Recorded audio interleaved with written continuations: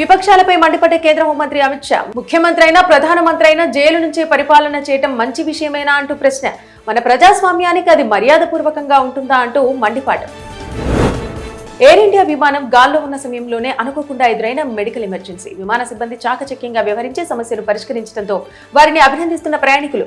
అయితే ఓ మహిళ ముక్కు నుంచి విపరీతంగా రక్తస్రావం కావడంతో సిబ్బంది ఆమెకు ప్రథమ చికిత్స చేసి అధికారులకు సమాచారం అందించడంతో ప్రాణాపాయ స్థితి నుంచి బయటపడ్డ ఆ ప్రయాణికురాలు.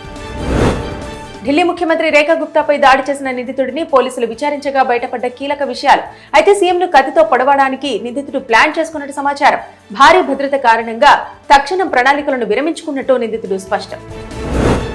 రష్యాకు భారత రాయబారి వినయ్ కుమార్ ట్రంప్ విధిస్తున్న టారిఫ్ల గురించి స్పందిస్తూ కీలక వ్యాఖ్యలు. దేశ ప్రయోజనాలకు అనుగుణంగా ఎక్కడ బెస్ట్ డీల్ ఉంటే అక్కడి నుంచే కొనుగోలు చేస్తున్నట్టు పునరుద్ఘాటన.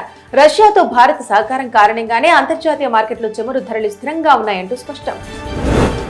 అమెరికా విధించిన అదనపు సుంకాలు అమల్లోకి రావడానికి కొన్ని రోజుల ముందే లాబియింగ్ ముమ్మరం చేసిన భారత్ ఈ క్రమంలో అక్కడి ప్రభుత్వంతో కమ్యూనికేషన్ నిర్వహించడం, సోషల్ మీడియా వంటి వాటిని పర్యవేక్షించేందుకు ప్రత్యేక సంస్థను నియమించుకున్నట్టు సమాచారం.